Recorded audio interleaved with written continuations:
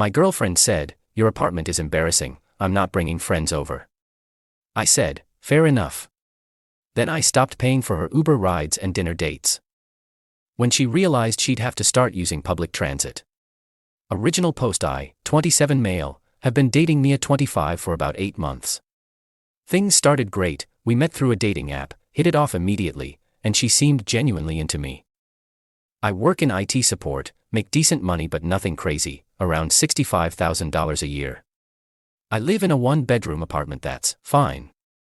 It's clean, functional, close to work, not fancy but it's mine and I can afford it comfortably. Mia works part-time at a boutique clothing store, makes maybe $20,000 a year. She lives with 3 roommates in a place that's honestly not much nicer than mine, just bigger because, 4 people split the rent. From day one I've been covering most of our dates, dinners, movies, concerts, whatever. Also been paying for her Ubers to and from my place because she complained about parking being hard to find in my neighborhood. Usually runs me about $30 to $40 each time she visits. Plus another $40 to $60 when we go out somewhere. Last month she started making comments, little digs about my apartment. "Don't you think it's time to upgrade? This neighborhood is so basic. The building looks sketchy from outside." Then 2 weeks ago, we were supposed to have a double date with her friend Jenna and Jenna's boyfriend. Day of, Mia texts me, "Can we do dinner somewhere else instead of your place? Your apartment is kind of embarrassing. I don't want to bring my friends there." I stared at that text for like 10 minutes, embarrassing. My perfectly adequate apartment that I pay for myself while bankrolling her transportation and entertainment. Me, fair enough. Let's just meet at the restaurant then. Perfect. Can you send me Uber money? It's surge pricing. Actually, I think you should start handling your own transportation from now on. See you at 7. Radio silence for 20 minutes. Then what? Are you serious right now? Very. If my place embarrasses you, we should probably reevaluate our financial arrangements too. I'll just take the bus then. This is ridiculous. Sounds good. Restaurant is downtown. Bus stop is 2 blocks from your place. She showed up 45 minutes late, hair slightly frizzed from the rain. Yeah, it started drizzling and she didn't have an umbrella because she never needed one in an Uber. Her friend Jenna kept shooting me confused looks all night while Mia was visibly seething but trying to keep it together in front of them. When the check came, I paid for mine and Jenna's boyfriend paid for him and Jenna. Mia just sat there staring at her portion of the bill like it was written in hieroglyphics. I didn't bring my card," she whispered. "There's an ATM across the street," I said, taking a sip of water. Jenna ended up covering her and the look Mia gave me could have melted steel. That was 2 weeks ago. Since then, I've stuck to my guns. No more Uber money. We split every bill. She's been taking the bus to dates and showing up late to most of them. She tried the whole "I forgot my wallet" thing twice more. Both times I just shrugged and said we could wait while she went to get it or hit an ATM. The texts have been something. Ranging from "you're being petty" to "this is financial abuse" to "I was just being honest about your apartment." Yesterday she said we need to talk. Meeting her tomorrow. Pretty sure I know where this is going but honestly, I'm oddly at peace with it. If my adequate apartment and expecting her to pay her own way makes me undateable then maybe I've been dating the wrong person. We'll update after tomorrow's talk. Update 1. Holy hell, yesterday's talk went exactly nowhere near where I expected. Met Mia at a coffee shop. She took the bus. Arrived 20 minutes late and complained about it for the first 5 minutes. I bought my own coffee. She glared at me and got a water. Free water. Her. This is insane, Derek. You're punishing me for being honest. Me. I'm not punishing anyone. You said my place was embarrassing. I accepted that and adjusted our arrangement accordingly. What arrangement? You're my boyfriend. You're supposed to take care of me. Take care of you. You're 25, not 5. You have a job. A part-time job. You know I'm trying to focus on my influencer career. Side note, she has 1,800 Instagram followers and her last sponsored post was for some teeth whitening kit that paid her $50. Right. Well, if we're being honest, since that's what started this, I can't afford to subsidize your influencer career while you insult my living situation. Then she hit me with this gem. Her. Garrett never made me pay for anything. Garrett is her ex. The one she told me was toxic and controlling. Apparently, Garrett also had a 2-bedroom condo in the trendy part of town. Then maybe you should date Garrett. Maybe I should. At least he knew how to treat a woman. Okay, we're done here. Started to leave and then she went full meltdown mode. Started crying loud enough that other people were staring. Her. You can't just leave. We're having a conversation. Me. No, you're having a tantrum. I'm going home to my embarrassing apartment. Left her there. She blew up my phone. 63 texts over the course of 4 hours. Everything from calling me cheap to saying I'm abusive to begging me to reconsider to threatening to expose me on social media. I didn't respond to any of it. But here's where it gets wild. This morning, I wake up to a notification that I've been tagged in an Instagram post. She actually did it. Posted a whole rant about me with my picture and everything. Let me paraphrase the highlights. Ladies, this is why you should never date broke men who pretend to have money. Love bombed me for months, then turned financially abusive when I gave him constructive criticism about his living situation. He forced me to take public transportation in the rain and refused to pay for my dinner in front of my friends. Classic narcissist behavior. Know your worth, queens. The comments were mixed. Some of her friends were supportive, but one hero commented, "Girl, didn't you say last month he took you to that $200 dinner for your birthday?" She deleted that comment real quick. Then my phone started ringing. Unknown number. It was her mom. Mom. Hello. Is this Derek? Me. Yes. Mom. I'm calling about your treatment of my daughter. Okay. She tells me you've cut her off financially and are making her take the bus like some kind of person who takes the bus. She's an adult with a job. I'm not obligated to pay for her transportation. When a man dates my daughter, he should be prepared to provide for her. That's what a real man does. Ma'am, your daughter called my home embarrassing and refused to bring her friends there. Why would I continue paying for someone who's ashamed of me? She was trying to help you improve. By insulting me. You're clearly not mature enough for an adult relationship. You're right. I'm not mature enough for whatever this is. Have a nice day. Hung up. Blocked Mia on everything. Blocked her mom's number. Then, about 2 hours ago, her roommate Natalie, who I've met a few times and seemed cool, messaged me on Facebook. Hey Derek, I'm really sorry to bother you, but did you and Mia break up? She's been screaming at us to lend her Uber money to go to your place and make you see sense, and we're all kind of freaked out. Also, she hasn't paid her portion of utilities in 2 months and keeps saying you were supposed to help her with that. I responded, we're broken up. I never agreed to pay her utilities. If she shows up at my place, I'm calling the cops.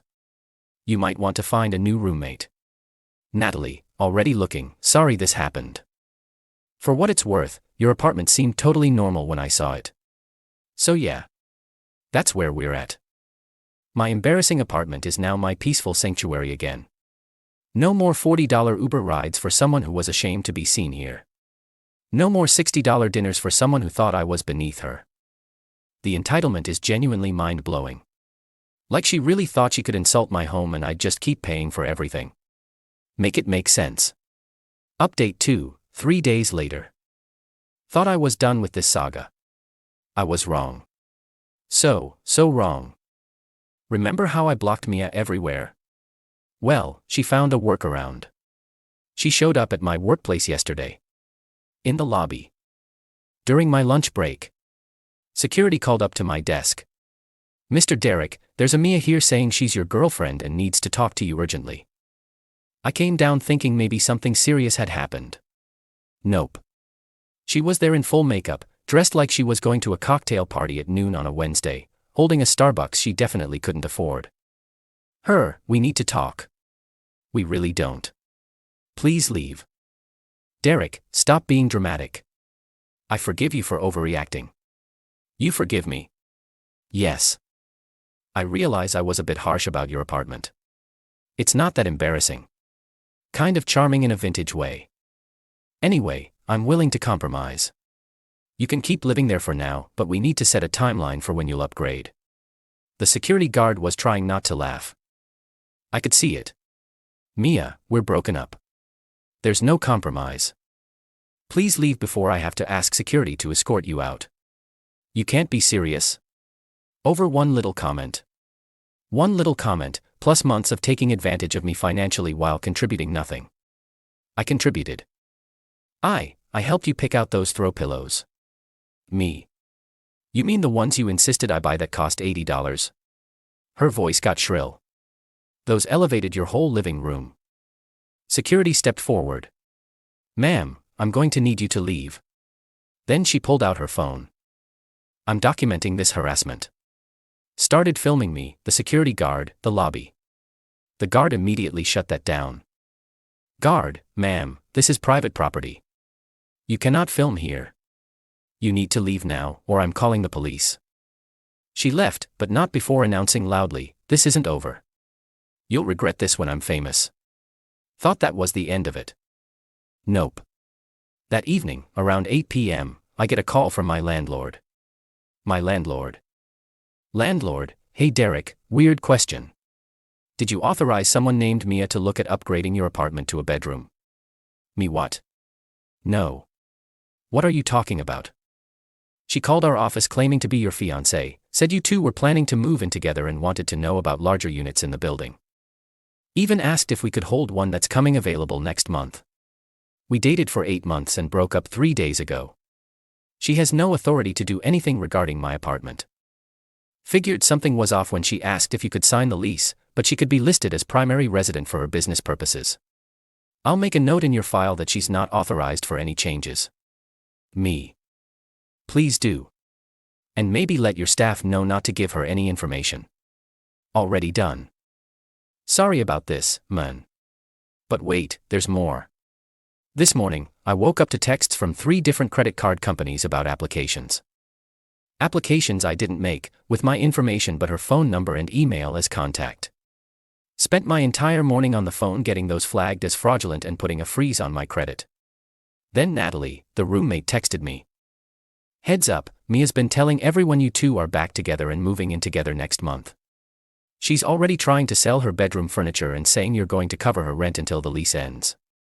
We told her that's insane, but she's convinced you're just playing hard to get.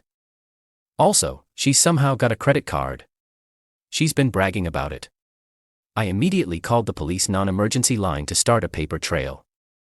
The officer I spoke to said unless she actually successfully opens accounts or makes purchases, it's hard to press charges, but they documented everything in case it escalates. Then, because the universe has a sense of humor, my buddy Tom called. Tom dude, why is your ex at the Mercedes dealership? What? I'm here getting my car serviced and she's at a sales desk filling out paperwork. Heard her say something about her boyfriend wanting to surprise her but needing her to handle the documentation. Me. Call the police. Now. I'm on my way. Rushed over there. By the time I arrived, the police were already there and Mia was in full victim mode, crying about a misunderstanding and how I always talked about getting her a car. The salesperson looked relieved when I confirmed I'd never met him before and had no intention of buying anyone a car. They'd already run her credit, the new fraudulent card she'd somehow gotten approved for, and were about to process a lease when Tom intervened. Officer took her statement, which changed 3 times while I was standing there, and then informed her she was being charged with identity theft and attempted fraud. The meltdown was spectacular. This is entrapment. He set me up. He made me do this. Ma'am, no one forced you to fraudulently attempt to lease a vehicle. He psychologically manipulated me. I'm traumatized. I need my emotional support person. Officer, you can call them from the station.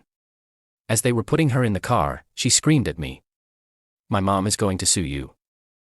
The car salesperson turned to me. In 20 years, that's the wildest thing I've seen, and I once had a guy try to trade in a stolen tractor.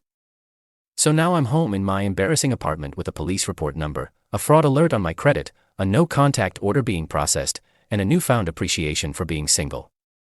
Natalie texted me an hour ago. Mia's mom just called us screaming about bail money. We all said no. She said we're all going to be sorry when Mia's Instagram career takes off and we're not part of her journey. I can't move out fast enough. I'm getting security cameras installed tomorrow. My lease isn't up for 8 months, but I'm actually thinking about moving just to make sure she doesn't know where I live anymore. The embarrassing apartment doesn't feel so safe anymore. Final update 2 weeks later. So the aftermath. Mia got charged with identity theft, attempted fraud, and harassment. Her mom bailed her out after 2 days, apparently had to borrow the money from multiple relatives, who are all now very aware of why. My lawyer, yes, I had to get one, worked out a plea deal where she got probation, mandatory therapy, and has to pay restitution for the credit monitoring services I now need for the next 2 years. Plus the no-contact order is permanent. But the entitlement didn't stop there. During the court proceedings, her lawyer actually argued that I had established a pattern of financial support and then abruptly withdrew it, causing emotional distress that led to desperate actions. The judge looked at him like he'd grown a second head. Counselor, are you seriously arguing that your client committed fraud because her ex-boyfriend stopped paying for her Uber rides? When taken in context of their relationship dynamics, the context of him paying for things while they were dating. That context. Even better, Mia's mom tried to approach me outside the courthouse. I hope you're happy. You've ruined her life over petty revenge. Me, she tried to steal my identity to buy a Mercedes. She was obviously cry for help. You drove her to this. My lawyer, ma'am, you need to step away from my client now. She loved you. She was trying to build a future with you. By calling my apartment embarrassing and demanding I upgrade it. She had standards. Standards you clearly couldn't meet. My lawyer, okay, we're done here. Plot twist though. Remember Natalie, the roommate? She reached out last week with some tea. Turns out, Mia had been doing this for years. Natalie did some digging after everything went down and found Mia's old roommate from 2 years ago. That girl had similar stories. Mia dated a guy, convinced him to pay for everything, insulted his lifestyle when he wouldn't upgrade fast enough, and when he broke it off, she tried to get credit cards in his name. He never pressed charges because she convinced him it was a misunderstanding, and her mom paid him off to keep quiet. There were at least 2 other guys before that with similar stories. One guy she convinced to co-sign a car loan, then stopped making payments when they broke up, nearly destroying his credit. Another she tried to add herself to his lease without his knowledge. Natalie and the other victims are putting together documentation in case anyone else needs it for future reference. She said it's like a support group for Mia's ex-boyfriends. And honestly, that's both sad and hilarious. The best part? Mia's influencer career completely tanked. Someone, not me, I genuinely don't know who, sent screenshots of her arrest record to the few brands that occasionally worked with her. Her follower count dropped to about 400 after the mugshots started circulating. Her last post was a week ago, some motivational quote about rising from the ashes of betrayal, with comments turned off. Garrett, the ex she compared me to, he DM'd me on Instagram. Bro, I saw what happened. Same thing happened to me but I was too embarrassed to press charges. Thank you for finally stopping her. By the way, my nice condo she talked about, it's a 1-bedroom that's probably smaller than your place. She's delusional. As for me, I did end up moving, but not because of fear. Found a better apartment actually. Similar size but better location, and funny enough, only $50 more a month. All that money I'm not spending on someone else's Uber rides and dinners made it easily affordable. My new place has better water pressure, a dishwasher, and absolutely no one has called it embarrassing. My buddy Tom helped me move and said, dude, the peace of mind alone is worth the upgrade. He's right. I'm sitting here in my not embarrassing apartment, credit monitored but intact, legally protected from my ex, and honestly, best $50 a month I ever spent. Not on the apartment itself, but on the lesson that when someone shows you who they are, entitled, manipulative, and willing to insult you while taking your money, believe them the first time. Oh, and Natalie. We grabbed coffee last week to exchange documentation about Mia. She's cool, funny, and thinks my new apartment is totally normal and actually pretty nice. We're grabbing dinner on Friday. She's insisted on taking an Uber there herself and splitting the check. Maybe something good came out of this disaster after all. The ex who said my place was embarrassing while she couldn't even afford bus fare. She's now living with her mom, on probation, with destroyed credit and a criminal record. My embarrassing life. It's looking pretty damn good from where I'm sitting. Funny how that worked out.